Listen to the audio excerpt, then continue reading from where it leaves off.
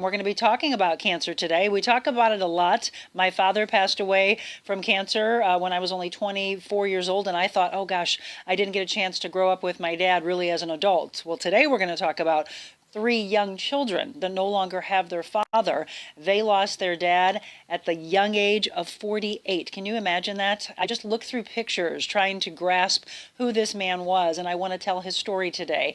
Kyle Andersen passed away just within the last 6 months, and today we're going to talk to his wife. We're going to talk about the warrior that he was and how she gained strength to go on and why she wants to make sure that there's more funding and more education and research. So this is Kira Andersen. We're going to tell that story, and Dr. Charles Willey joins us. It's Medical Monday, Ask the Doctor with Innovare Health Advocates, and today we're going to talk about fatigue and all the things that go with that, your own health with regards to fatigue. But I also told him I'm going to bring up Western Eastern culture medicine, and we're going to look at the balance of both of those. So Kira joins us in the blue chair when we return. When I started MyPillow, it was just a problem solution, one product company. Well, since then, with the help of my dedicated employees, we now have hundreds of products, some you might not even know about. To get the word out, we're having a $25 extravaganza. 2-pack multi-use MyPillows, $25. MyPillow sandals, $25. And for the first time ever, our 6-pack towel sets, you guessed it, just $25. Our brand new 4-pack dish towels, $25. And I've never done this before. Premium MyPillows with all new Giza fabric, any size, any loft level, even king size for only $25. And there's so much more. So go to MyPillow.com or call the number on your screen. Use your promo code for our $25 extravaganza. Order $75 and over. Your entire order ships absolutely free. So thrilled to have you with us, and I love all the new people that are coming on board saying, I just stumbled upon your show and now I'm hooked. That's what we love to hear. And if you want to see me back on television like you did for 18 years, take your tablet or your phone and cast it onto your TV. And there you go. That's how you start your day, with a little positivity and a little strength and a little hope. If you didn't hear, just a couple minutes ago, I mentioned Kira Andersen is my guest here for the next 30 plus minutes. And then we have Dr. Charles Willey coming up after 7:30. Be ready with your questions. He loves to answer your questions for our Ask the Doctor segment. With no further ado, let me bring her on. Kira Andersen, first of all, thank you for coming in so early. Yes, I appreciate it. And I'm so glad that Morgan, a mutual friend of ours, introduced me to your story. As soon as she told me about you, I said, yes, I want to do this. Before we get into the story, with regards to what this show is all about, you keep saying, oh, I love this. This is what I'm all about. So you are a health and wellness coach, right? I am, yes, and I do focus on mental health as well. It's a big part, isn't it? It really, really is. I agree that it's mind, body, soul. It's all connected. And I actually was really into that before my husband got sick. And now after he got sick and passed away, I'm on fire for it. So, well, that's probably the thing that brings you some solace, isn't it? I mean, how else, if you didn't have that, what would you turn to? That Right. It's the things that we talk about that other people, the addictions people turn to, the Absolutely. dark places people go. You know, obviously you have a myriad of emotions that happen since he passed, but is your health and wellness that you turn to the thing that's getting you through? absolutely, no question. And a lot of times it gets swept under the rug, and people do fall to addictions. And after cancer hit our family, that's something that's uncontrollable, right? But what we can't control is what we do with our mind, body, and soul, the food we eat, the things we drink, the things we watch, the things we listen to. It all matters. Absolutely. Well, we're going to talk about this story that not only Kira, but the thing that broke my heart, when you sent over the pictures to me, I just said, I know I'm going to tear up, if not cry today, because looking at all those pictures, you can tell the love, not just between the two of you, but the love that your husband had for your children. And now these children are without their daddy, and they're young, 6, 4, and 2. And they were 4, 2, and 1 when he Almost was one. diagnosed, right? Right, yes. So Kyle was his name, and we're going to tell his story today because I want his story to inspire you. I want you to see yourself in this story like we always talk about that, and those are a lot of you that have fought this type of fight. So first of all, tell us about Kyle. How long were you two together? So we were together almost 10 years. He is So greatly missed. So he's from a small town in Montana, Dillon, Montana. He grew up with three other siblings. He was the youngest of four. They were a ranching family and still are. So he went into finance. He worked for Edward Jones, but Kyle as a whole, he was just an awesome, positive person. He loved being outside. He loved fishing. He had tons of friends. In fact, I have to note this here. Towards the end of Kyle's passing, 8 of his friends flew in to be there for the final few days. It was just really, I don't know. It just blew my mind. I think that just shows how great of a friend and colleague he really is and was. So he went to Montana State, finished at University of Utah.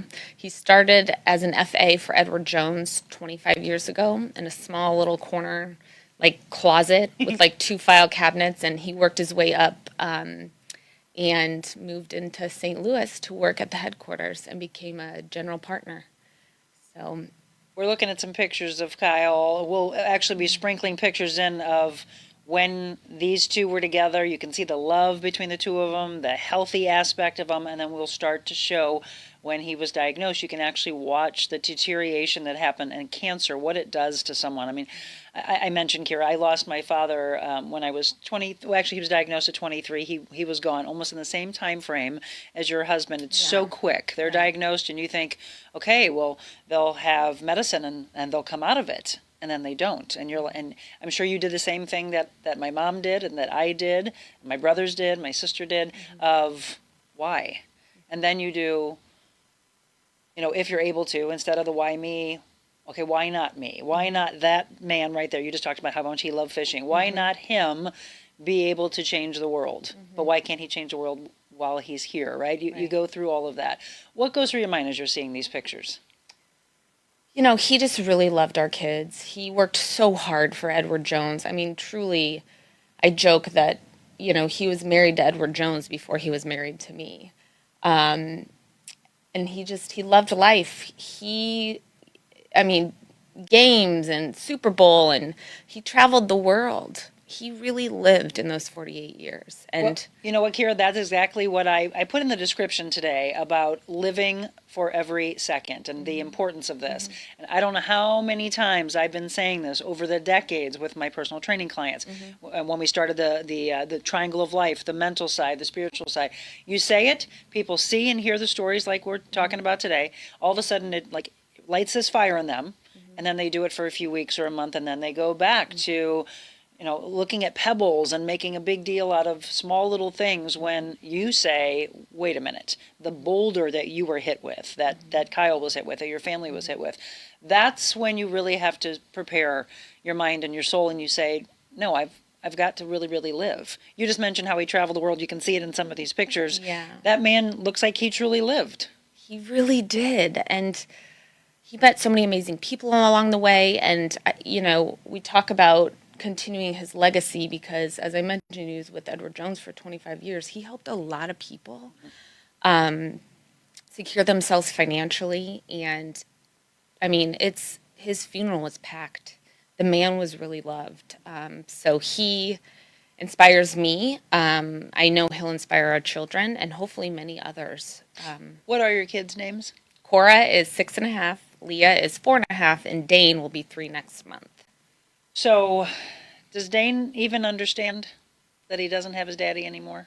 Because he wasn't even 1 when Kyle got sick, he probably will I don't even know what he'll remember, but we talk about Kyle being in heaven, Dad, he always says, my daddy's in heaven, but, I don't think he really grasps or knows what exactly that means. Well, that's something we haven't discussed on this show yet, is what, as a parent, do you tell your children when they're so unbelievably young that they're not going to see their dad come walking through the door again, that he's not going to be there to take them to their first day of school? We have a video we're going to show a little later that just broke my heart, and I was asking Kira last night, what is this video? It looked like a daddy-daughter dance, and that it was. That was the last big memory between them, right? Absolutely. So that was in February of last year. Kyle passed in April. So it was, and he felt awful that day. You can tell, but I was showing my husband last night. You can tell, I mean, and again, we'll show that in a little bit, but you can tell what he's going through, but you can also tell that he would not do anything else but be there for them. Yeah, he rallied. He really rallied. I mean, his clothes didn't fit. Wasn't feeling well that day. I mean, unbeknownst to us, his cancer was growing back. I don't know, maybe we can talk a little bit more about towards the end, but yeah. So he was diagnosed in the spring of 2021. October. Right, or no, I'm sorry. You mentioned October of 2021, but he started exhibiting symptoms in spring. Yes. What were the symptoms? So his bowel movements all of a sudden were irregular. I think that it's really important that people pay attention and know what their body's Agreed. doing, and that's why I'm going to talk about this more. But I'm really into people eating really healthy, drinking water, making sure you know your body. The better you eat, the better fuel you put in your body, you'll know when things are off. So his bowel movements were off, and then he started having back pain, stomach pain. It was in and out, on and off, but he was very uncomfortable almost the whole year. And his sister is a family practice doctor in Bozeman, Montana, and Kyle, I will note this, Kyle was a little bit of a hypochondriac to begin with, so he was pretty anxious from the get-go. So he would always call his sister, who's a family medicine doctor, and she was like, oh, your microbiome might be silly, messed up, because I was giving him pre and probiotics, and just trying to assure him mentally that everything was okay. So we went through all summer battling this, not feeling well, not able to use the restroom, just not well. And he didn't get one of the common side effects or symptoms, I should say, of pancreatic cancer is jaundice. So oftentimes the pancreas, the tumor starts in the pancreas and moves to the liver almost immediately. And it can create jaundice. And he did not look jaundiced to me. Maybe he was, but I see him every day. Right. We ended up getting a colonoscopy in September because we were like, something's going on. It can't just be his microbiome's messed up. They did a colonoscopy, came back clear. Yes, came back clear. Okay, that's what I was going to ask. I mean, so he has these symptoms. Let me reintroduce my guest. This is Kira Andersen. We're talking about her husband passing from pancreatic cancer, but that's not where the story ends. The story now is really this awakening that has happened within this woman of, I want more research, I want more education, I want more money, dollars that go towards this research that will affect all over the world. Because one of the things, we're going to show this video, you've been raising money, Team Kyle, for Pedal the Cause, and you're not ending there. Let's actually roll that. I want to say thank you so much to everybody that has donated and helped us get to $250,000. Team Kyle said number one. Yes! And Team Kyle's number one after Pedal Weekend. As you all probably know, my husband Kyle suffered from stage 4 pancreatic cancer for 17 months. He battled courageously, but he lost his battle of April of this year. We have till the end of October to continue to fundraise.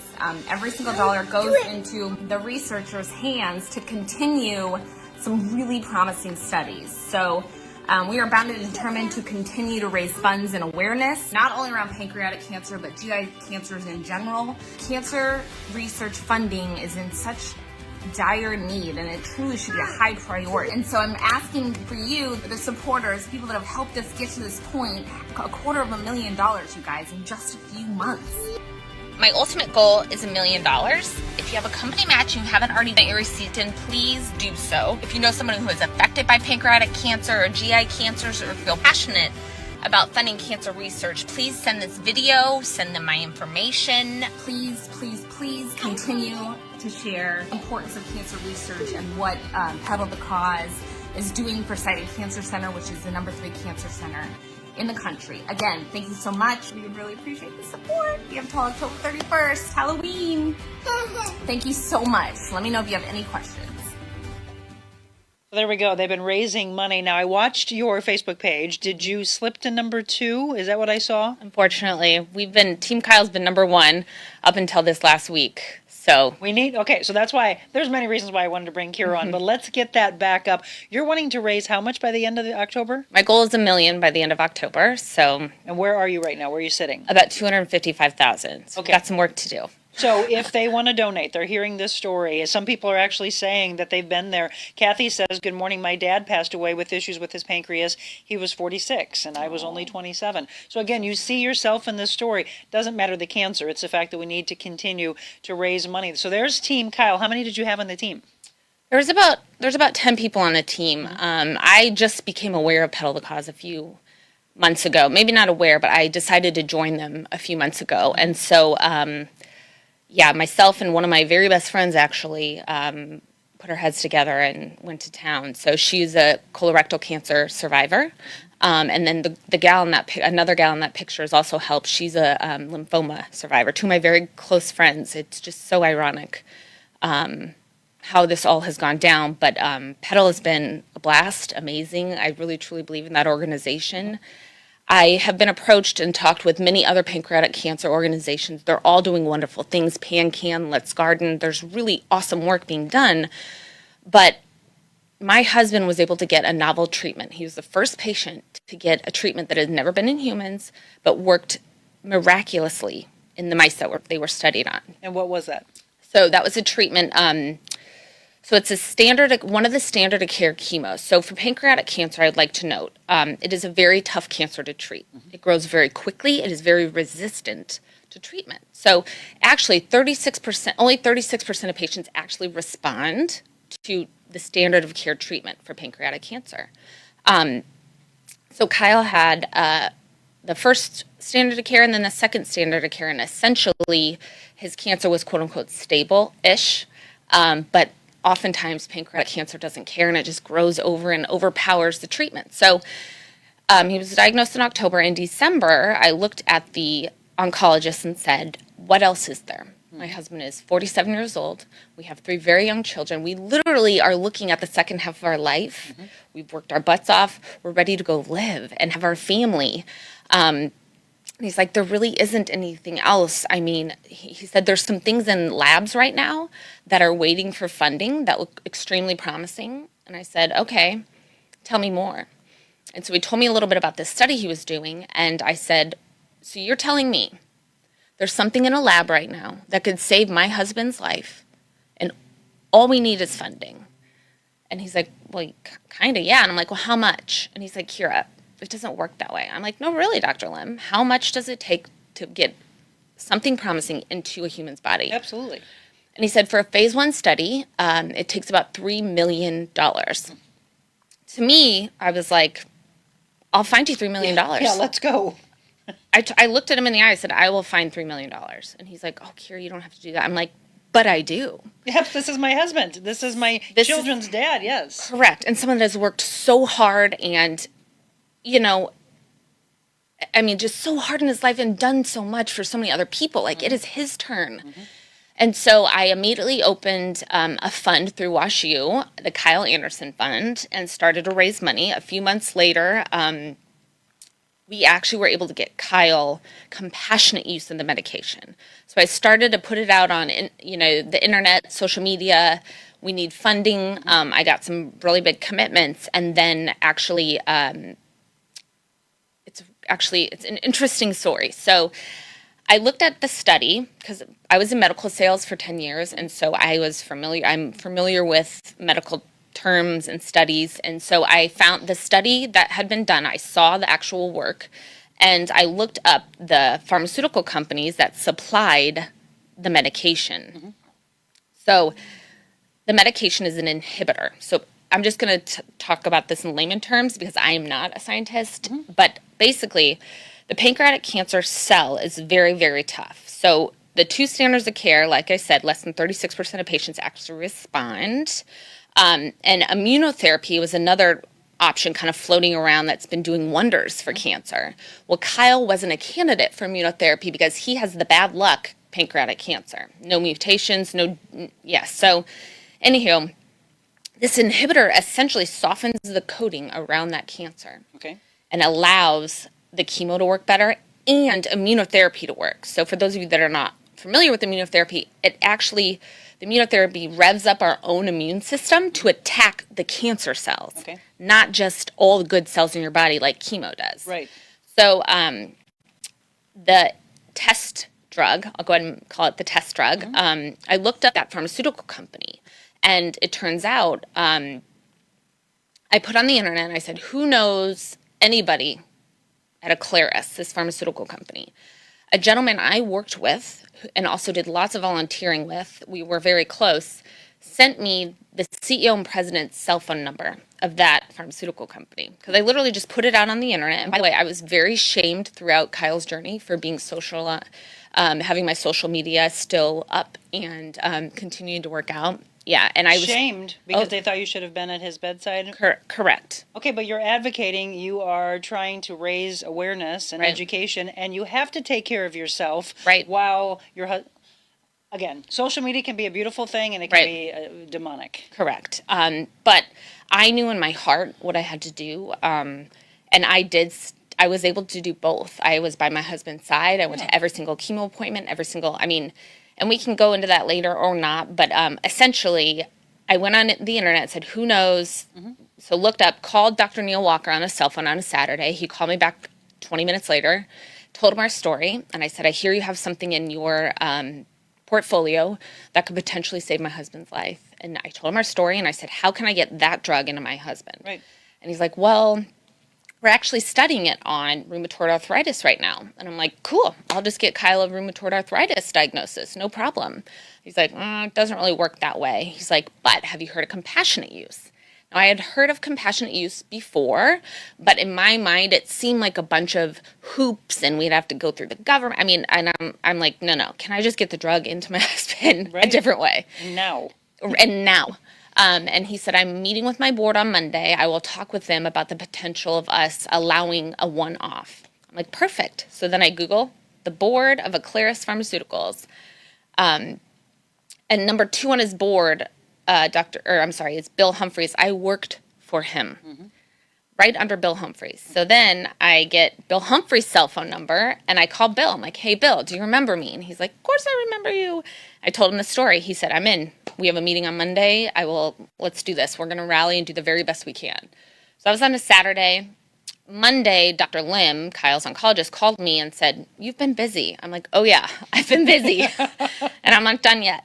And so he said, actually, now we have to wait and see if they'll let us use this drug. By the end of the week, the answer was yes, you can use it. In addition to another inhibitor that is being studied by a different company, we had 2 yeses for the study drug, same type of molecule. And now we had to go to the immunotherapy company, which was Mertz, I think.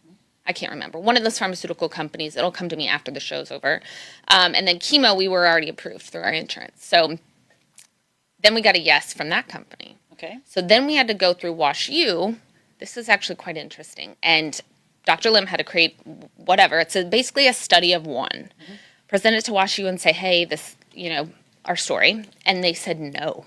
So you had yes, yes, yes, and then a big no. Yes. And that stops it all? Oh, no. Okay. So Dr. Lim calls me and says, WashU says it's one patient, it's risky. These are 3 drugs that have never been in a human before. And I'm like, okay. I'm like, who said no?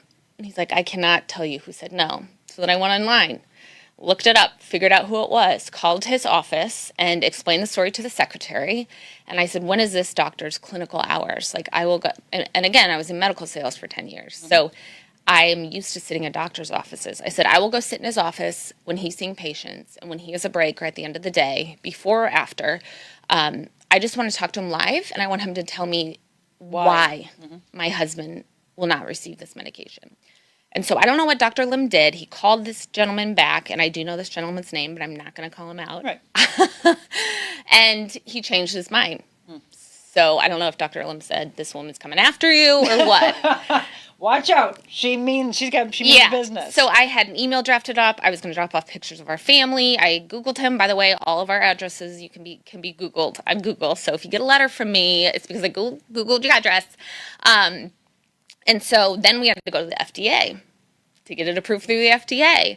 And again, Dr. Lim writes up this whole study for one patient, submits it to the FDA. At this point, I had gotten a hold of Dr. A.J. Gould through some of my connections, who started City of Hope in LA for cancer patients, and he used to sit on the board of the FDA, and he studies pancreatic cancer. So I called him and I said, hey, this is going to the FDA.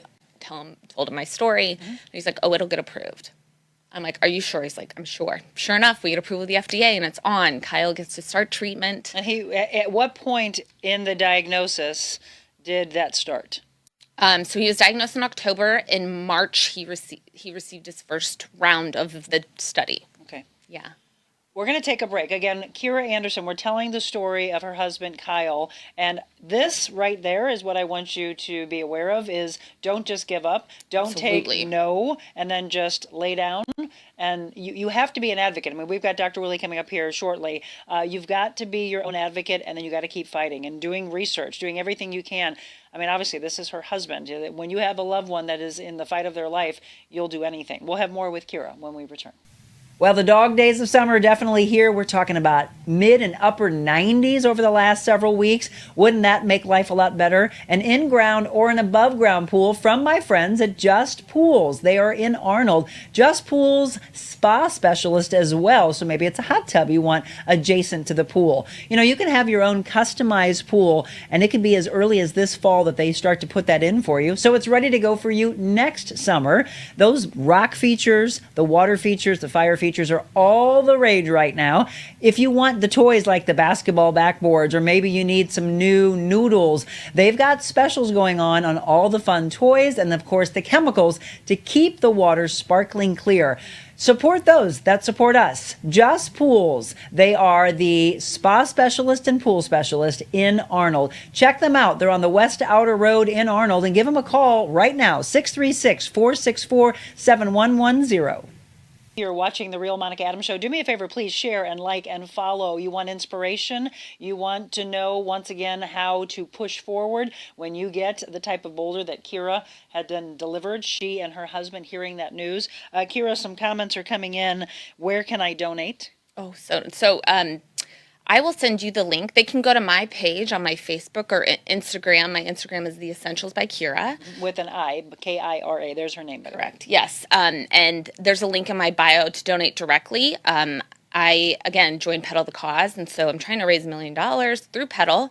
So please go to that link and be able to donate there. There you go. So again, it's Team Kyle with Pedal the Cause. We'll get that link. We'll drop it in for you. Actually, when we wrap up, I'll have Kira get the link, and we'll have Michelle and Tina drop the link into you. Marilyn says, Kira, you are truly amazing to be so strong with your recent loss. I'm so very sad for you and your 3 beautiful children. It does not make sense. My sweet neighbor, Kristen, walks every year for this horrid cancer in honor of my sweet husband, John, and her very loving aunt. Donate. Oh, she said she already made a donation for you. God bless you and your family. I despise cancer. Has taken so many of the people I love. Pancreatic cancer seems to be popping up more. Interesting. Why? Well, we have a doctor coming up. We might ask him. I actually told Kira, and I want you all to write this down, I interviewed Dr. Ken Rybicki many years ago when I did my health and fitness show at KMOX. That gentleman fought stage 4 pancreatic cancer. He actually developed that supplement. It's called Neovitin, Vitin, Neovitin. He actually, it went in remission. Every doctor was like, I don't know what could possibly have done this. And he's like, I am an advocate. I fight for myself. I am a medical doctor. Yeah. So he made that. He was able to prolong his life. He did eventually die, but he had years, though, that they did not expect to have. So look it up, by the way. It's called Neovitin, and Dr. Rybicki, what an incredible medical doctor he was. So we're talking about her husband, Kyle. We've been looking at some pictures. You saw the love between the family. You could see the deterioration. It is just absolutely amazing what it does to the body. What any type of cancer does, but as they go through that. So he gets diagnosed in October. He starts this in spring, in March. Then how's he feeling? I mean, now we're looking at pictures again. You can tell, obviously, that he's going through this. Yes. From March until he passed, which was what month? October 24th. So I'm sorry. April 3rd he passed. Okay, so in March, though, he started that. Yes. And then he passed it in April? Yeah, the following year. So we got an extra 12 months because of this treatment. I'd say he tolerated it well. There were times better than others, but I'd like to note here, he was in the hospital. We were in the hospital 10 times. He had 9 or 10 blood transfusions, 67 other infusions, whether that was chemo, saline, vitamins, what have you. He went through 32 rounds of chemo. It was, and we're just talking the surface here. This story doesn't even, I'm not even able to share what it did to our family, our relationship, our extended family, the things that went down. Cancer puts a spotlight on your life. Yes. And so I'm a huge advocate of people taking care of themselves, meditating, exercising, eating well, because life is going to throw us all curveballs. Right. And if you're in a good place mentally and physically when these things occur, you're better able to handle them. I mean, it was a nightmare for us, a nightmare. And did you lose friendships? Oh, or did you gain friendship? Or maybe both. Yes. Both. Yeah, the true colors of people absolutely shine. Mm-hmm. I mean, I'm talking friends and family. Mm-hmm. So I am my eyes are wide open. And yeah, I view life very differently now. You're seeing there at the end all those pictures as he was in the hospital, and you could just see what cancer does. And so here's a woman who is on a fight, and yes, she lost her husband. You just lost him 6 months ago, right? Right, April 3rd. At the age of 48, and then found out about Pedal the Cause. Did Team Kyle, again, I actually want to thank Michelle. She did pop the link in. Awesome. For people thank you. to donate. People are saying blessings to you and your family. So you right now you are a title that you wish you wouldn't have to have. A widow. You are a widow, but you're a fighter. And now, in his honor, you are doing everything you possibly can, trying to raise $1 million by the end of this month. They're at $250,000. First of all, we got to get them back up to number one in Team Kyle Pedal the Cause. For you and for your children, I think this is the thing that people really need to understand. How are you taking care of yourself besides meditating and working out? You're a spin instructor also, right? I am, yes. I teach at True Fusion. So I left the medical field and got into fitness and health and wellness. So I do have a health and wellness coaching business. I haven't really taken on clients. I'm starting to take on a few. But I do teach spin at True Fusion, and I do hot yoga and stay connected with people that are positive. I speak, I jump on the phone with people who are loving and stood there with me throughout this battle. It's just been, I don't know, just trying to keep positive and love on my children. I mean, they are my priority as well. I want to get them. Kyle and I always talked about having a happy, healthy home. And then this awful disease took hold. And so I'm trying to get us back up. I'm in a lot of therapy. My children are in a lot of therapy. We're in, groups, supportive groups. And I also want to mention here, so I've raised about $520,000 in our fund before Pedal the Cause. So my ultimate goal is $3 million because I feel like I want to be able to raise enough money to support a phase 1 study so that we can further this cancer along, because money at the ground floor is so incredibly important to get a study, the wind behind a study, to get it going and getting it into patients. It is so crucial. And the more I know, the more the louder I speak, because all of us, 1 in 2 people, essentially will be affected by cancer personally. Absolutely. And we all have the cells. It's just, my husband used to say when his mother was diagnosed with lung cancer, the doctor said, he looked at the family and said, we all have it. Yes. It's just, do you live long enough to possibly get it? Correct. And also I wanted to mention here, I really hope that people can think about fueling the good cells, not the bad cells. So it's kind of a mind shift, right? About trying to eat as healthy as you can. Of course, follow the 80-20 rule, but it is something we can control. Absolutely it is, and that is literally why we do this show. It is, you have to take, I always ask everybody when I do motivational speaking, Kira, who's the most important person in the equation of your life? It's you, first and foremost. She wouldn't be able to take care of Kyle and take care of all those children if she wasn't taking care of her.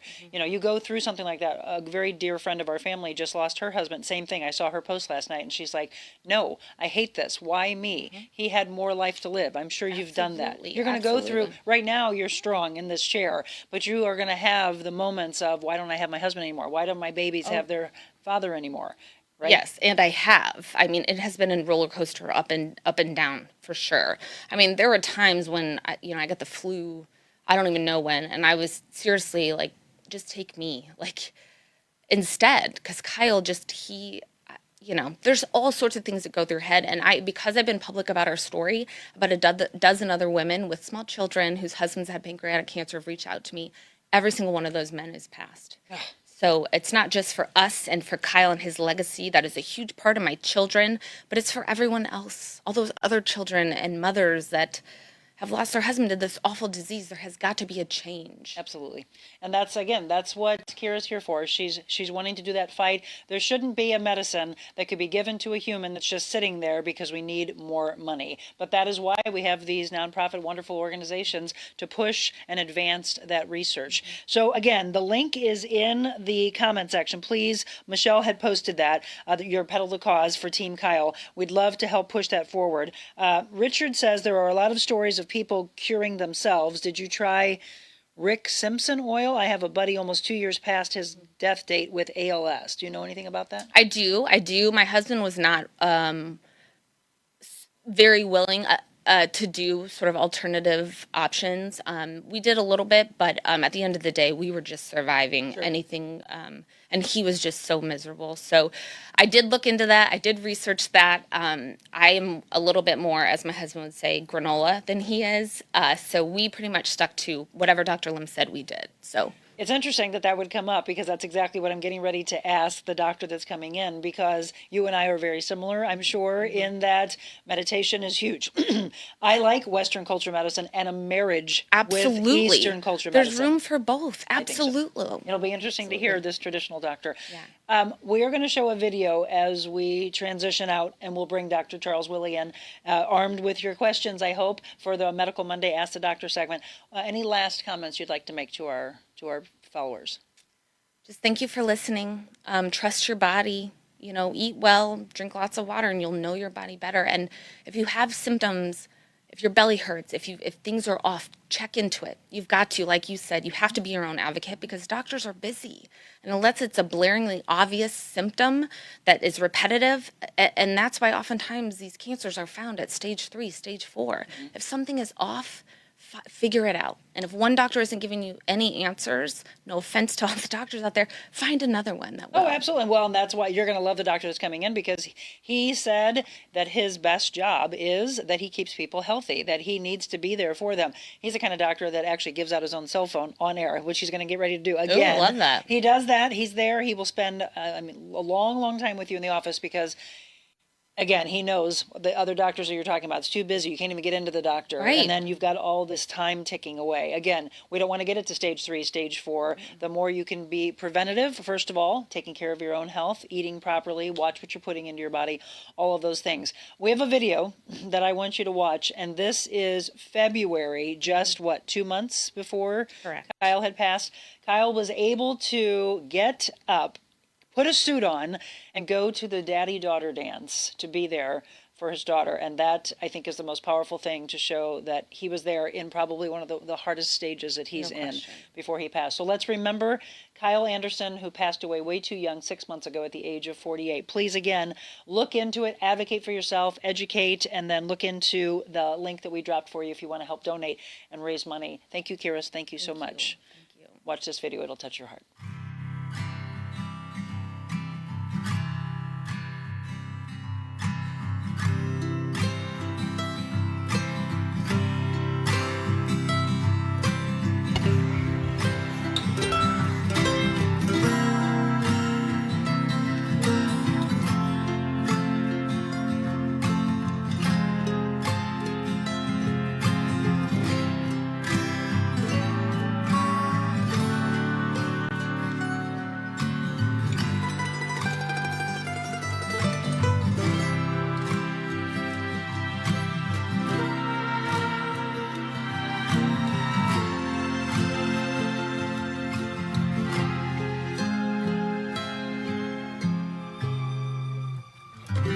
Two, one, hold it.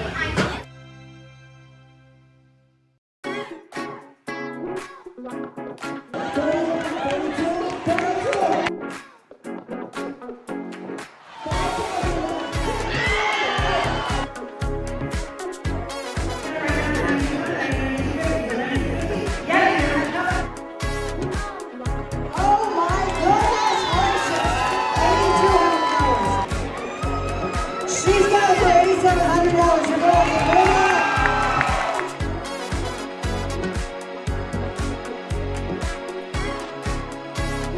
Thank you again for tuning in. The Real Monica Adams Show, and very powerful as we just got done talking with Kira Andersen. Looking at some of your comments, a lot of people saying thank you for taking care of yourself and your children. She needs to, and still has a big fight with having such young children without their father now. You've been doing awesome. Keep up the good work. Someone says your strength's inspiring and providing such strength for your kids with help and their healing as well. And then there was a comment in here, which I think is interesting as we bring our doctor in. And doctor missed the warning signs, they questioned. Do they do every other trick in the book and make the patient wait months before they get an MRI or a CAT scan? If you have all the symptoms, don't wait, go back and keep pushing. It could save your life. That's what Juan said. Well, we're going to talk to a doctor. We're actually going to kind of do a little carryover. So thank you, Kira Andersen, for telling the story of your husband, Kyle, and again, our hearts and prayers go out to the family as they try to push on now, 6 months after his passing. It is Medical Monday. We're going to talk with Dr. Charles Willey with Innovare Health Advocates, and I was just saying, doctor, that it's important. What are you doing? It looked like my hair was standing up. It's important to be your own advocate and then have a doctor who will be an advocate. She's just talking, I don't know if you heard any of that, but she was talking about the fact that her husband was diagnosed with pancreatic cancer and that she had heard about a study that was out there and was wanting to push something through. I mean, that's a woman who will fight for her husband. She was able to get through all the red tape and get a study for one, and they actually pushed it through, which was incredible. And then it allowed him to have this medicine that really wasn't pushed out because it was kind of laying there needing about $3 million, and she pushed it through with getting the funding. They're like, well, you don't have to do that. And she said, I do. This is my husband. I want to do anything. If there's something out there that could be given, they had to take us. It was tested on mice, but it hadn't been tested in a human, and they pushed it through, and he lived another year past that, even though they thought he was near the end. So advocate, advocate, advocate, fight, fight, fight. But she also was saying, and I think you've said this before, if you have a doctor that's not advocating for you or is not doing what you want him to do, that's why we're talking about it. There's a lot of people, by the way, Dr. Willey, that have been asking me, I think I need this doctor, meaning you. And I said, I agree with you. That's why I brought him on, because they've heard what you've said and you are there for them. I think the greatest thing that you had said a couple of weeks ago was, it is my job to keep you healthy on a regular basis. Not, okay, I'm sick, I got to come in right now. But what are you doing? What are you drinking? What are you eating? How are you living your life leading up to that?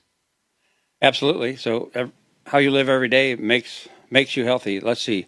50% of American healthcare problems are behavior. Mm-hmm. Mm-hmm. Okay, too much is something, not enough is something else. So behavior, 25% genetics, 25% bad luck. Bad luck, genetics, but it is, are we drinking? I mean, I've got herbal tea here. I don't do a lot of caffeine. Always got my water. It's all about what are we putting in our bodies health-wise. But one thing that one of these, and I said I would ask the doctor, somebody made a comment, and I thought, well, we might as well ask Dr. Willey this. Somebody said, with regards to pancreatic cancer, that they see more and more people, or at least they feel like more people are being diagnosed with pancreatic cancer more than maybe we've ever heard of. And here it is. Pancreatic cancer seems to be popping up more. Interesting. Why? Or is it just that we're hearing more about it? Probably hearing more about it. I don't have fresh in my mind that it is increasing in frequency, but it's one of the bad actors, and they're just starting to make some progress. Mm-hmm.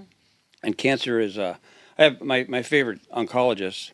He's my age, and a lot of our colleagues have retired. Mm-hmm. Doctors used to work till they're 80. I will. But many are quitting.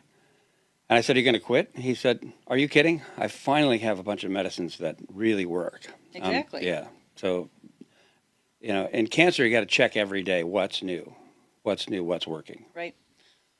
Well, so we can talk a little bit about that. Again, this is open for you. If you have questions, please shoot a comment in here, and then I'll read it just like we do on all Mondays. Ask the Doctor, Medical Mondays. One of the things you wanted to talk about today, though, has to do with fatigue. And I love the two images that you sent us. And I was like, yeah, wow. We think of fatigue, and we think what causes it, but what are the lingering effects? So break this down for us. Oh, well, yeah, that's a great story. Fatigue is essentially every diagnosis that you might read about will have fatigue part of it. If not in the beginning, as it goes on. Mm-hmm. So, So these are signs of fatigue and exhaustion. We'll leave this up there for a bit. well, people know if you're fatigued. So people will say, actually, few people say fatigue. They'll say, I'm tired, I'm short of breath, I'm sleepy, I'm weak, I'm off balance, I'm dizzy. So the trick is to sort it out. What does fatigue mean to you? Right. And so I painstakingly ask questions to sort that out. Is it somnolence, sleepiness? Is it? I let fatigue be. It's like you did a hard day of manual labor, and at the end of the day, your body is exhausted, but you're mentally alert. You're not falling asleep. And then the other is somnolence. It's like you pulled an all-nighter and you're sleepy. And then others are short of breath. Weakness when you exert. If you walk and you can't keep up. There's maybe not short of breath, but your body feels like it's going to give. Sometimes people are saying fatigue when it's leg weakness, when they try to stand or walk. So there's a whole bunch of choices about fatigue. And looking at this, so a lot of them, muscle pain, headaches, thirsty, excessive sweating, hair loss, memory impairment, change of body weight, pain in the jaw, frequent colds, digestive problems, just 10 signs of fatigue and exhaustion. A lot of those people, I have a feeling, Dr. Willey, they'd just dismiss, or they'd put it in a category of something else, right? Perhaps. And those are less signs of fatigue. Those are all symptoms that might come with fatigue, as I look at that list. Well, sluggishness, and yes, you're right. If someone looks like that they haven't slept, not that you're trying to say, oh my gosh, you don't look good, but a family member or a friend who really cares about you will be like, you seem a little off. And then the person's comment usually probably is, yeah, I don't feel like myself. And yeah, sluggish, right? Usually I hear that. I feel sluggish. I don't know why. Yeah. And if it's persistent, then it might be time to look for help. So it could be a first sign of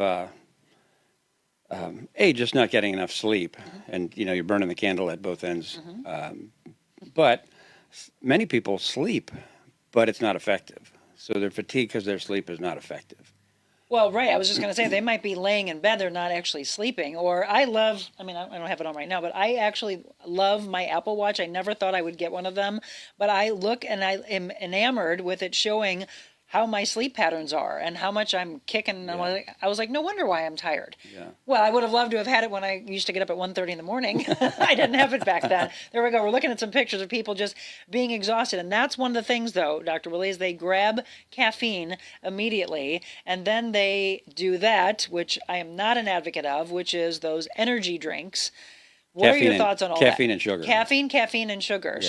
So break that down for us. Well, and again, many people sleep, but it's not physiologic, it's not cycling, and so it's not restful. And it slowly sneaks up on them and makes them fatigued over time. Caffeine, the National Panel of Smart Guys have been trying my whole career to find... National Panel of Smart Guys. That's right. And tried the experts, the researchers, the scientists.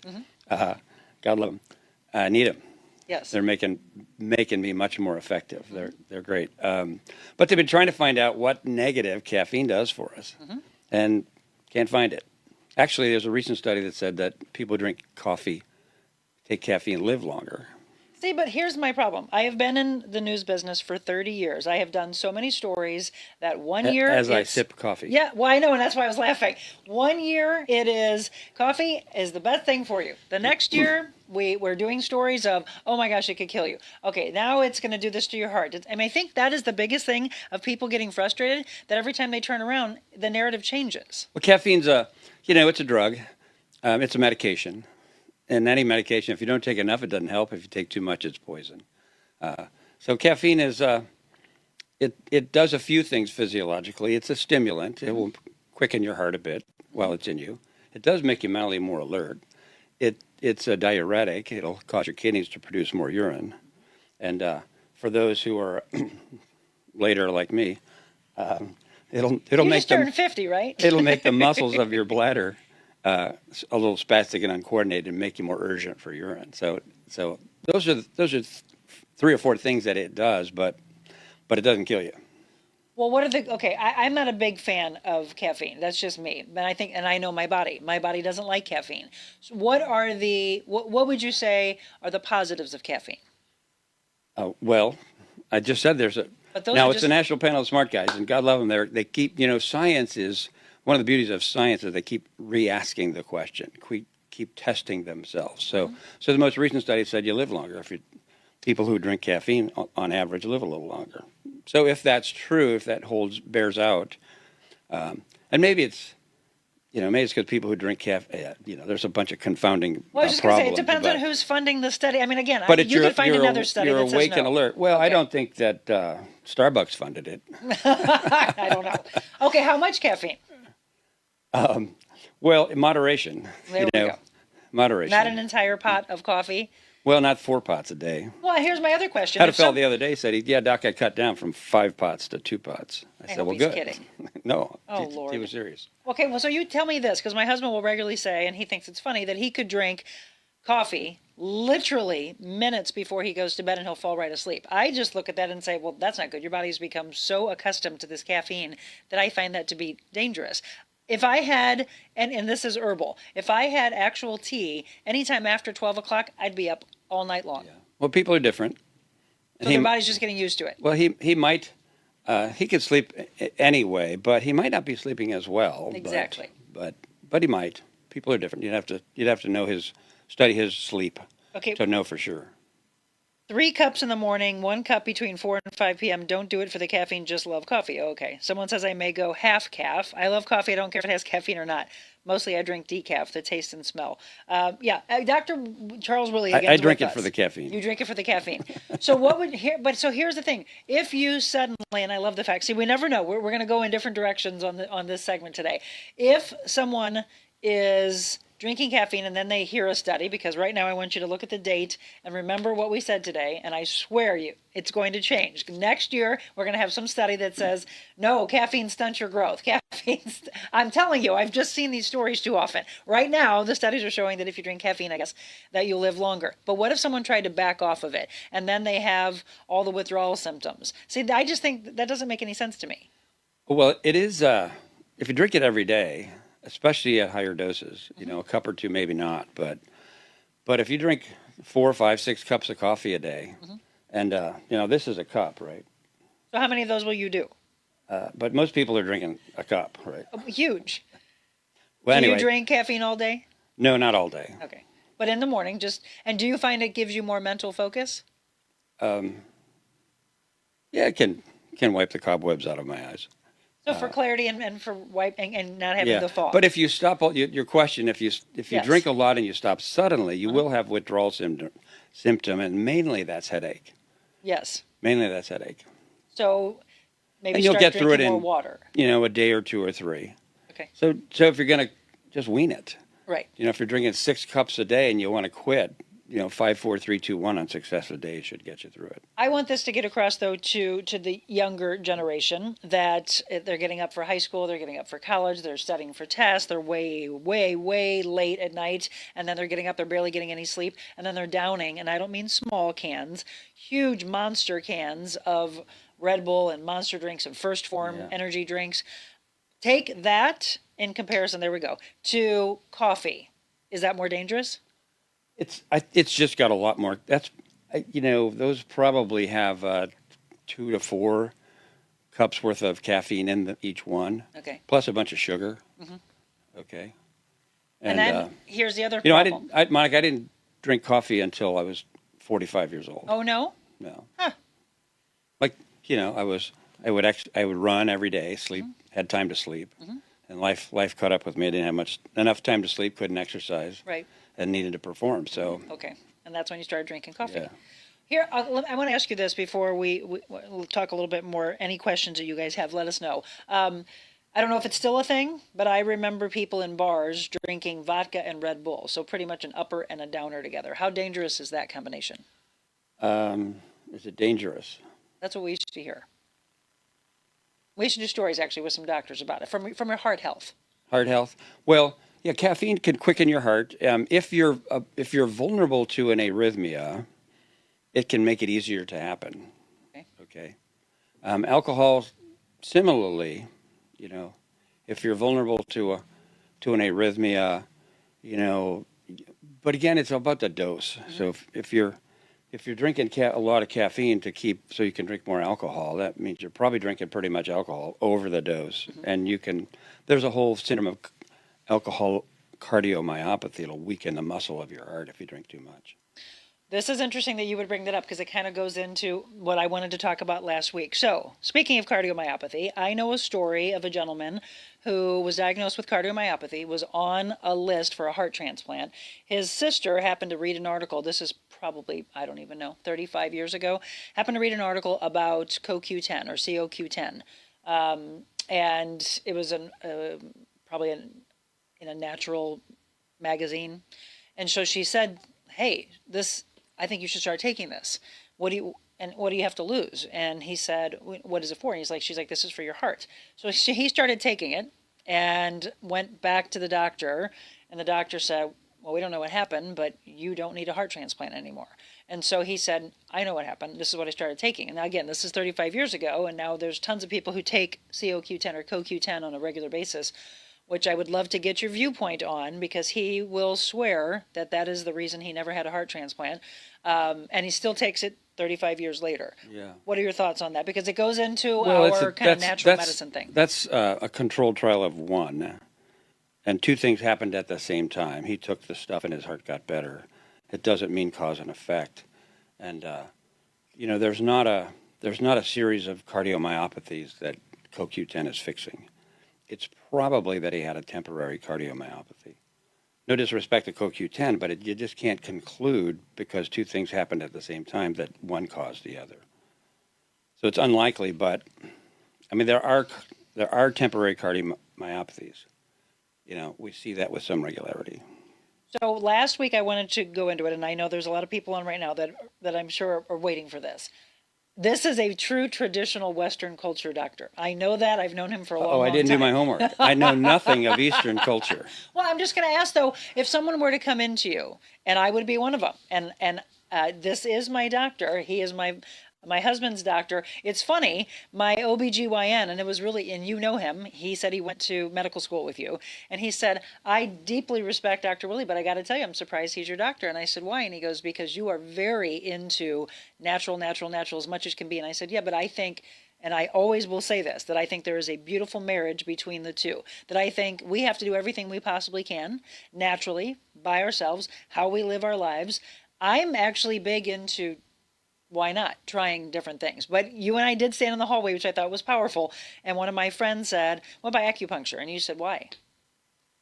Why not, though? I'll come back and say, why not? Well, I really am pretty ignorant about acupuncture, except that some people testify that it's wonderful. Others say that they tried it and it didn't help. Mm-hmm. And I don't know the science on it. Is there a double-blind control study treating certain conditions to prove that, you got 100 people, 200 people with the condition, and you give them all, put needles in all of them, and maybe, I don't know, how do you control it? You put needles in the wrong place for the control group, and do they do better? There's so many things that will get better on their own. They will get better for other reasons. It's really easy to, let's see, if you're a naturalist, I bet you were itchy about the COVID vaccine, right? Right? It was really easy to assume, and I was a proponent of the COVID vaccine during the first two variants, by the way. And then you changed? The disease became less virulent. The vaccine risk didn't change, but the risk of the disease came down to the vaccine. So it's not worth taking now. But back then it was, especially if you were a vulnerable person, old, and more than it being old, but having medical conditions. The older people are, as a population sector, the more medical problems they have. So heart failure and COPD and obesity, et cetera, those are the people who really were dying of the COVID. But it was easy to think that it worked because so many people got through the virus anyway, right? It only killed a small sector and certain factors, but it was easy to think it worked because almost everybody got through the disease anyway. So the didn't people die of it, I mean. So you got to be careful drawing conclusions. And try what you will, but you probably wouldn't try one of my pills without knowing the evidence. No, but here's the thing. Well, you didn't know But the you would evidence, pick and you up were a bottle of who knows what and try it without evidence. well. Okay, this is going to be a good one right here. Get ready for it, everybody. The vaccine was pushed and put into people. They would have lost their jobs. They would have gone through a myriad of things, and the world pushed the vaccine that we had to take it. Okay, there are a lot of things coming out now of what the vaccine did. I wanted my clientele, senior citizens and, Yes. and the unhealthy.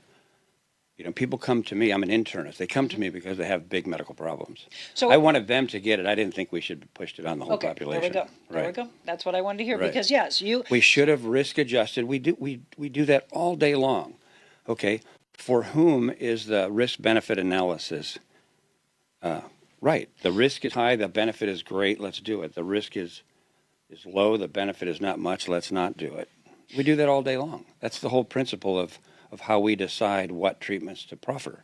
If you're just tuning in, by the way, and you haven't seen this gentleman on my show the last few weeks, you're going to see him a lot. Dr. Charles Willey, Innovare Health Advocates, our Ask the Doctor Medical Monday segment. And yes, I wanted to hear you say that because seniors, I understand, very high at risk. Young mothers, well, they had to go through that of do I have the vaccine? I'm carrying a child. They were forced in to do it. I don't know. I just think it was very scary, and there's still a lot of information, it's still very new, of what we took, what we put in our bodies. I did the first two, which is what you had mentioned. And I'm not going to go into it right now, but I had a very serious problem that came up from the vaccine. So I was done. I was not about to put the booster in me or anything else. I just think it's unfortunate that the world saw it forced upon us, and there's still a lot of unknowns with it. Right? Well, this is a medical show, not political, but I always, I love to talk politics and religion as well. But yeah, that whole process was not. There was a lot of not good about that. No, a lot of not science about that. A lot of politics about a medical condition. So, a topic for another day. Right. But I think it's good that you said, and that's what brought this up. It is a matter of educating. So if you see an infomercial for some supplement or something, and then you just take it without researching? No, I mean, the whole thing is there should be research done on whatever a doctor's prescribing, as well as research of you wanting to do something natural. We shouldn't be just taking something because someone says to take it. In mainstream healthcare, we're always trying to find the evidence, trying to find the double-blind controlled trial if it's available. Back that up with experience of lots of doctors. I think I might have said to you the company that has made the medical library obsolete is called UpToDate. And, you used to have to drive to the library, climb down 3 racks of stairs into but now it's right there. So that's mostly evidence, but some of it's experience of the National Panel of Experts. And so we're looking for that. When people ask me about a supplement, call it, and I try to look it up, I usually can't find Reputable. Well, is it? Yeah, the company that's making it is often saying, well, we researched it. Well, yeah, but is it double blind? Is it controlled? Is it unbiased? And so what I tell most people, we do hear a lot about what hurts people, and I don't hear that acupuncture is hurting people. I don't hear that most of those supplements are hurting people. Well, you do have to, and we need to stress this. You do have to check with your doctor, and hopefully you have a doctor that is advocating for you. You shouldn't just go and grab something and say, I'm just going to start taking this, and you're taking medications, and it has a contraindication possibly, or there could be something that could actually harm you by what you're taking. You have to understand that. Don't just take supplements and just say, oh, it's a supplement, it's not going to harm me. Yeah. Well, you don't know. There's got to be research behind it. I do want to see, is there anything that's out there? Because again, I really deeply respect your 40 plus years in the medical industry, and I know you're very, very deep into the Western side. Just because it's, okay, bring it to me, and he's very big on, let me research it. Is there anything that you would categorize in the Eastern culture or the natural side that you would say, yes, try this? Nothing comes to mind. No? Okay. But mostly that's ignorance, right? I don't want to disrespect it, but I didn't think we were going to talk about it because I would have done a little homework to see what you mean let's by just say this. Eastern medicine. The main thing Okay. I know about is, the most Acupuncture. notable thing is acupuncture. Acupuncture, I think there's a lot that falls into the Chinese medicine side.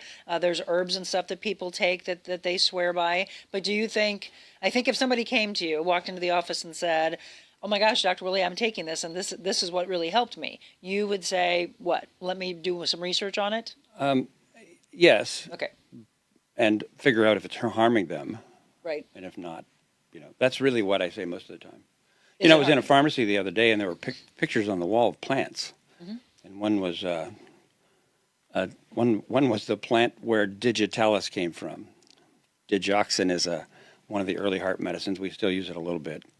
Another one was belladonna, and I forget the scientific name of the plants. But the further back you go, there may have been herbs that became real medicines, Mm-hmm. and who knows who first took the plant. But these days, the scientists, the chemists, they've got computer drawings of the computer animation of the chemical, and they know if we take this moiety and we put it here, it's likely to do this in the person's body. So they really have a big track record, and they're designing them synthetically, whereas back in the day, a lot of things came from plants. So there may still be some wisdom in a plant that's unknown. Let's see. Botulinum toxin. Mm-hmm. There's a whole lot of usefulness for that. Okay. That's a poison. Botulism. Botulism, right? but in the right dose, in the right position, there's been use. So there's stuff that comes from nature, but the scientists are now inventing it beyond that. There's a lot to talk about, and I think in future shows, I think it would be interesting to discuss. And again, it is supplementation in itself. When people hear about, they look into their medicines, I think the thing that used to always frustrate me is I would see a commercial for a particular medicine, and I swear, 20 seconds of the commercial would talk about the good things, and 40 seconds of the commercial would talk about all of these side effects, and it can kill you. And I was like, hang on a second. That's what's scary to me. And I'm sure you hear this on a regular basis. See, he's smiling. It's true, though. Well, in practicality, what's the odds? What's the percentage chance of it helping? What's the percentage chance of it harming? And do we know who's more likely to be harmed by it than others? And so all of that disclaimer is because of the lawyers. So a long time ago, somebody got sued about something. Right, and they had to put it. And the judge said, or the snake lawyer said, did they warn you about it? And so they add that to the list. Listen, I'm married to a lawyer. I have license to bash lawyers, right?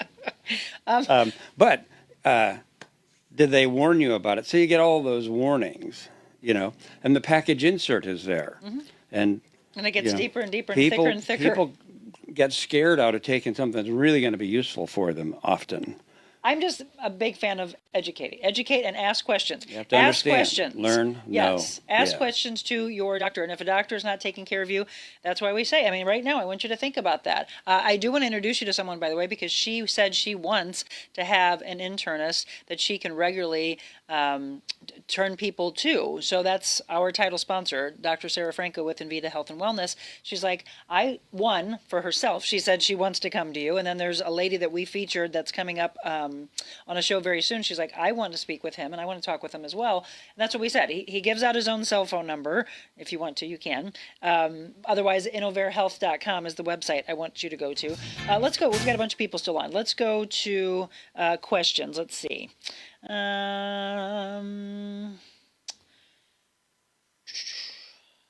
Okay, well, it goes back kind of to some of the stuff that Kira was talking about with pancreatic cancer earlier. Okay, I love coffee. I don't care if it has caffeine or not. How do you know if you are getting quote-unquote good sleep, doctor? My key question to figure out if sleep is effective is are you rested when you wake up in the morning? Mm-hmm. Okay, so after whatever your your first 10, 15-minute morning routine is, the bathroom, the brush your teeth, have a coffee, hopefully not a coffee and a cigarette. Because that's when I know they're really addicted when the cigarette's first thing. But if you're rested in the morning, and then if you're stay fairly energetic through the day, not taking naps, but not rested in the morning, people will start the day not rested. So that means sleep didn't do what it needed to do for you. Other clues, you're tossing and turning. If you sleep with someone, you're smacking them and stealing the covers and rolling and getting up and sleeping light. You notice things too easily. Mm-hmm. The jet flies over you, you wake up. Right. It rains, you wake up. Good sleep, you ought to sleep through those things. Now, sleep, you go deep phases of sleep where you're out of it. If we could pick you up while you're in that deep phase without waking you, you'd be loose as a wet spaghetti noodle. But in REM sleep, your eyes are moving, you're dreaming, you're active. So it's got to go in and out of those phases of sleep. How do we get into more of that deep, deep sleep? I'm a very light sleeper. Yeah. The sleep hygiene, if you Google sleep hygiene, you'll get some of those clues if you don't think you're a deep sleeper. And one trick is to wear a sleep mask. That's what I've heard. To help your eyelids stay closed without effort. I just don't like things on my face. And then it's funny, we were showing the symptoms Well, you have earlier. such beautiful eyes. You want to mess those up. Oh, I don't want to. Thank you.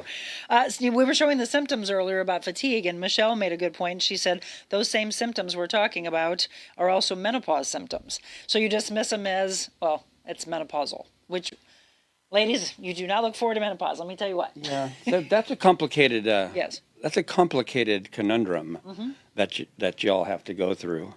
Yes, it is. And poor sleep is probably part of it. It is. Yeah. And you're sweating and you're kicking the covers off and then freezing and putting them back on. Yeah, there's a whole lot of, quality sleep is so critical and it's so often present. It's actually, it can exacerbate many conditions. I'm glad Michelle brought that up. I actually want to bring this up. So if someone comes to you and, you're doing blood panels and whatever, and you say, oh, yeah, you're definitely deep into menopause, and I know you like to be a doctor of all as much as you can, and then you work with specialists, but what would you tell them? Because my OBGYN actually introduced me to black cohosh. Have you ever heard of that? I've heard of it, but I don't know much about its use. So that's where I appreciated the fact that I was like, here's a doctor who was actually saying, here's a supplement, Monica, I actually want you to try. So I think I appreciated that. I have a woman who said that she started crying because she said it completely changed and helped her. For me, I am not good at taking something 3 times throughout the day because I'm so busy that I forget and I don't carry something with me. So that's my own fault. I don't know if it would help. What do you tell people to do for menopause? Because we don't want to deal with all these symptoms. Yeah. I don't have to deal with it very often. No?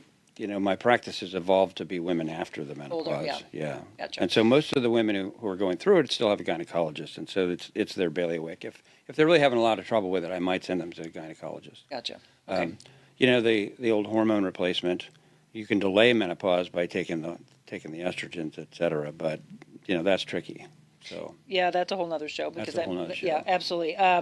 Kira actually popped in here and said, I interviewed both the doctor that performed Kyle's colonoscopy and my GI doctor and asked them why gastrointestinal cancers are on the rise. Both doctors said overwhelmingly because of our lifestyle, what we eat, what we're drinking, and our environment, specifically a lot of red meat, processed foods, and alcohol.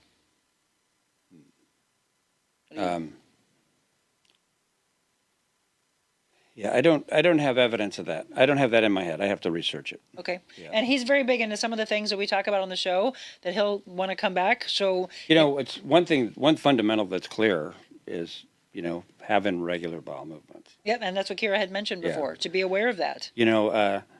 It's many of the colon diseases are much less likely in the underdeveloped countries where they plant the wheat, they grow it, they thresh it, they make bread, and they still have all the fiber.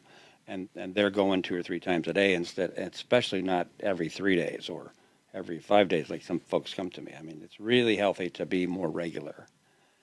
That's important. Juan Diaz says, what's the best scan to find pancreatic cancer early? Is there a possibility they could miss the tumor by the radiologist? Can you ask for another scan if you continue to have issues? Yeah, pancreatic cancer can be sneaky. And sounds like that gentleman was in his prime, 40s, 50s. He died at 48. Yeah. And essentially all cancers are more common with age, but that can affect early. It really can be sneaky. It might present with a funny abdominal pain, and you do the CAT scan, you don't see it. So if the pain persists, do it again in 3 months. Right, and don't let go of it. I think that's what we were saying earlier, which is what we mentioned on past shows, Dr. Willey. You know your own body. If a doctor's telling you, nope, everything looks good, there's something that's missing because you're off. Yeah. Right? So we love the do-over in medicine. So if we look and it doesn't, we don't find something, but it persists, look again, ask again. She had mentioned don't let it go. Scan and blood work. If you're having symptoms, absolutely request a scan. There is a blood test that can help us confirm. It's not so good that we do it as a screening test, because if we did it as a screening test, we'd be telling a whole bunch of people they might have cancer and scare the dickens out of them. Yep. Actually, your sister-in-law just told me about it. What's that?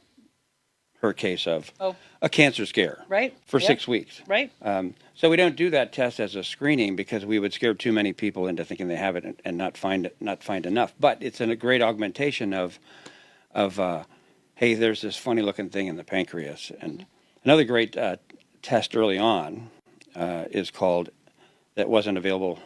Well, I guess it's been around for 5 or 10 years, but it wasn't very common. Endoscopic ultrasound. Okay. So put an ultrasound transducer on the end of an endoscope all the way down in the small intestine, turn it up the bile duct, and you can get a great look. It's the best look of the pancreas, and even better than MRI.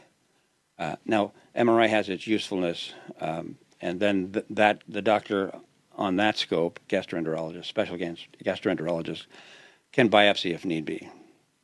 It's the advancements in medicine, which kind of goes back to what we were talking with Cure. We need the funding. That's why these nonprofit organizations are out there. That's why people do what we do. I mean, we run for causes, et cetera, because it's why breast cancer is so well Right. managed these days. And Hodgkin's disease. I mean, my brother had Hodgkin's disease, and I remember a doctor saying, if there's a cancer for you to get as a man, this is the best one, because not non-Hodgkin's, Hodgkin's. Yeah, it was the first lymphoma Right. to be cured. Right. Be curable. Somebody brought up vitamins, which I think is a big. My health has increased, she feels, 100% with D3 and zinc. Deep sleep, mental clarity, seasonal allergy vanished, increased energy. I'm also doing zinc. What's your opinion, doctor, on D3 preventing cancer? A whole bunch of people. I test everybody for vitamin D. Mm-hmm. A whole bunch of people are deficient. Mm-hmm. We used to, in my household, I think the culture drank more milk when we were kids. Yes. Back in the day. I think so. And we're telling people, be careful with the sun. Mm-hmm. So most vitamin D comes from the sun acting on the fat in your skin. Mm-hmm. So take a D supplement, get it tested. Take a D supplement. Yep. And vitamin D is severe deficiency we don't see, but how much should we be taking? The rickets. 1 to 2,000 units a day. Okay. Yep. Zinc. Yes. Taking a medicinal dose of zinc, that's controversial. If you take the recommended dose, it won't hurt you. There can be a zinc deficiency, but I don't think it's very common. What about magnesium? Magnesium is essential. It's most often low if we're doing it to you. Gotcha. Giving you diuretics. But it can go low if you're on a heartburn pill, one of the proton pump inhibitors. It can go low if you have diarrhea. Mm-hmm. And some people just don't seem to hang on to it. So I always test it to see if it's in the normal range. Well, and again, I've said this before. I'm a big easy to test advocate simple of blood testing. Test. Yes, Yeah, having simple your blood labs test. done is so important. Let's see if there's anything else on here. No matter what medicine or vitamin you're taking, you have to visualize it as curing you. That's somebody's more energy work, providing good to your cells. Here she said, intention and visualization behind it's important. My medication is all natural supplements, somebody said. Why do I seem to dream but somewhat awake? Oh, we're talking about sleep again. They were talking about sleeping. Okay, here's a long one. Question. Dreaming is in the lighter phases The lighter of sleep. phases of sleep? Yeah, so it's, especially in the morning, are you dreaming or is it real, And then no one ever remembers their dreams. Yeah. Here's a long one for you, Doc. Question. Is the COVID vaccine still considered emergency use? Is emergency use not a true vaccine? Question mark. Meaning, has it been enough time and tested to be considered a vaccine? For me, I've just always had every vaccine that has been offered or needed from our doctors throughout the years without questioning. COVID, however, has opened my eyes to what we put in our body. I've had 2 COVID shots, but no more, only because of unanswered questioning on longevity of time tested. So her last part, is the COVID vaccine a true vaccine if it's still labeled emergency? Yeah, emergency was a way to shortcut the research that normally would have happened to bring a drug to market. It's a vaccine. Emergency use helped them shortcut it, thinking that they were going to save a lot of lives with it. I think risk-benefit analysis. The current version of the virus, certainly the Omicron, the current version is a little nastier than. What is the current one called? I can't keep track of it. Nor can I. It's morphing so fast. Well, and they're saying that now I heard on KMOX this morning driving in that they said now this is harder for children, yet now the other problem is that they can't get the vaccine for kids. But it's killing no one. Okay? I had a 97-year-old, sweet little old lady, 97-year-old, pretty fragile, heart and lung disease. Mm-hmm. She had it. She came to the hospital. We kept an eye on her for 3 days, sent her home. She did fine. So it's not killing people. There you go. From the doctor. So what's the risk? The risk isn't great. Talk to your doctor if you. I would recommend it for my patients who have serious medical problems still, but this is yet a new version of it. So it's. So, like, again, you mentioned earlier that you have an older population that you treat. Are you it right now because you're going into Walgreens, whatever, and they're saying, here's a COVID vaccine, here's a flu vaccine. Is it just something that's going to be a part of our lives now, like the flu? I think it's going to be more like the cold virus. It's morphing so fast that they won't be able to keep up with it. Okay. Yeah, that's why we don't have cold vaccines. And the cold is not that risky, right? It's a few days of yuck. Yes, but not killing us. The flu is, a week of misery, mm-hmm. and if you have COPD and heart failure, it can kill you. Mm-hmm. The flu vaccine, and I don't understand the virology, but every year they predict what's going to happen here and put 3 or 4 strains in it, and in about the 30 years we've had it, it's really decreased the amount of people who end up on a ventilator in the intensive care unit. So the flu vaccine is very worthwhile. If you're healthy, it's a choice of get the vaccine or have a week of misery if you get the flu. So it's not mandatory. Well, and when you have a high fever, you've got those things. Obviously, you don't let it go. You go to the doctor. We still have a ton of people on. If you have any other questions, let me know. We did see one picture, and I want to bring this up. This right here that I'm holding in front of me, or this right here that I have, that we all are doing this right before we go to bed. Doesn't that disrupt our sleep? Yeah, that's not a good way to get ready for sleep. If you Google sleep hygiene, you'll see don't use electronic media when you sleep. Read a good boring book. Read not a boring one, a good one. Because you want us to fall asleep. Yeah, you want to fall asleep. If it's a page turner, you got to be awake. That's true. And that is true. If your objective is to fall asleep. So what do you think about like meditation apps? What do you think about meditation? Meditation would be wonderful. Okay. Yeah, it's a way to really calm down. So by the way, that some people would consider into more of the Eastern culture, which is good. Fine. High five. All right. All right. Yeah. Anybody else? We've got about 45 of you on. Prayer. Anything that calms us, right? Yeah. Prayer, meditation. I'm big on that. So let's do that. Prayer and meditation. Yep. How about this for a good life? They're similar. Prayer, meditation, surrounding yourself with positive people, drinking more water, eating more vegetables, lean proteins, walking more. Those are all benefits, right, of living a healthier life? Socialize with a purpose, exercise, eat right. There you go. Have more fun. Yeah, absolutely. Laugh more. Laughter. Laughter is the best. I still know the best you love medicine. to make your patients laugh. Okay, pick a color, any color. Pick a color, any color. Okay, how about purple today? Purple. There it is. It's 100 days to freedom from fear and anxiety, right? Yep, I know the purple one. We're going to wrap up our show because we talked about the importance of bringing prayer in. And this is our daily devotional. We'll have that when we return. Well, the dog days of summer are definitely here. We're talking about mid and upper 90s over the last several weeks. Wouldn't that make life a lot better? An in-ground or an above-ground pool from my friends at Just Pools. They are in Arnold. Just Pools spa specialist as well. So maybe it's a hot tub you want adjacent to the pool. You know, you can have your own customized pool, and it can be as early as this fall that they start to put that in for you. So it's ready to go for you next summer. Those rock features, the water features, the fire features are all the rage right now. If you want the toys like the basketball backboards, or maybe you need some new noodles, they've got specials going on all the fun toys and, of course, the chemicals to keep the water sparkling clear. Support those that support us. Just Pools. They are the spa specialist and pool specialist in Arnold. Check them out. They're on the West Outer Road in Arnold, and give them a call right now, 636-464-7110. As you can tell, over the last couple of weeks, we've gone on a little longer. I think you've all been asking, are you going to maybe have your show a little deeper into the 8 o'clock hour? Yes, but then I have people that say, can you come on a little earlier? These are all things that we did, by the way, when we were in television, that we would go on a half hour earlier. We would test the market. Well, I looked on Friday.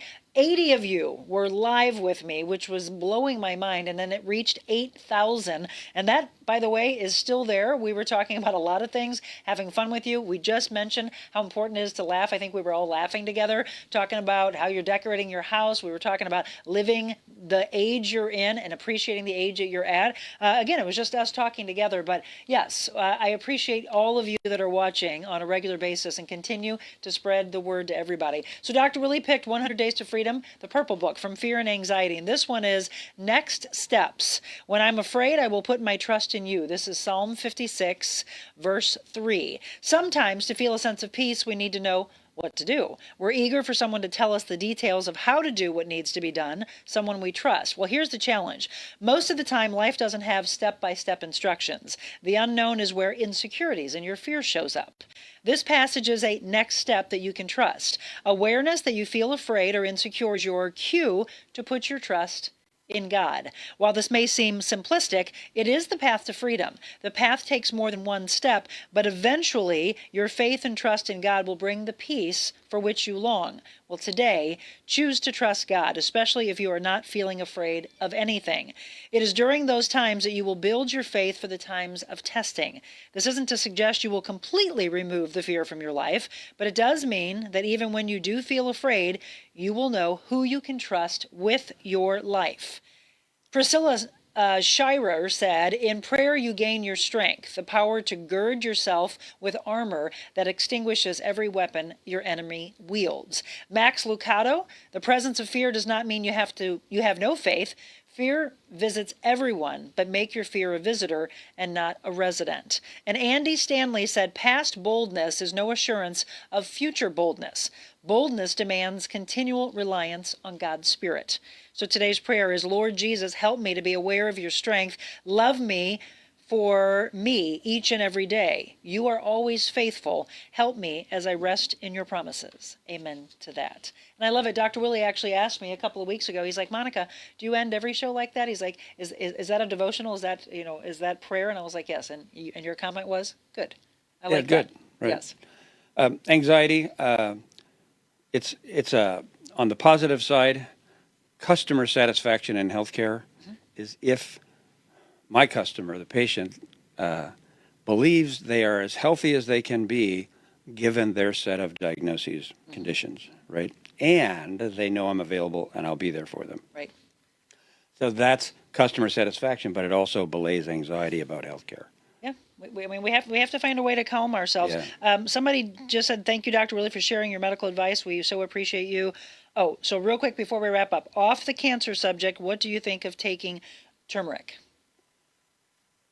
You have to look into that one for me. You know, I hear people talking about it, but I haven't read about, what won't hurt you.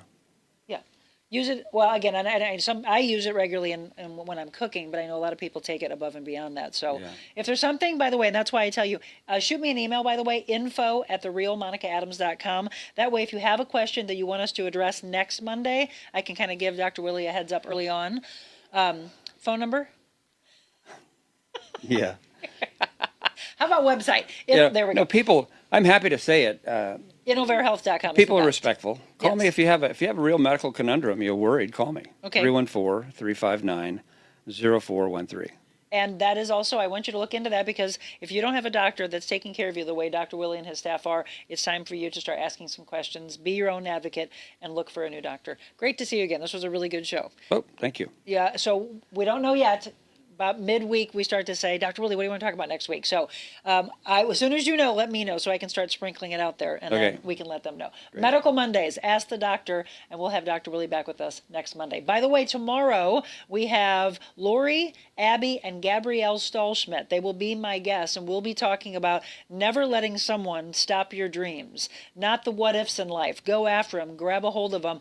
3 very powerful women. It starts with the mother, and then what those 2 beautiful daughters have been able to do in their life because they believed in themselves. A really great show on tap for you tomorrow. Remember, I say it all the time, Dr. Willey, go out and be anything you want to be in this world, this vast world. Just grab a hold of it. Go and attack those dreams. But before you do anything at all, please spread kindness. God bless you all.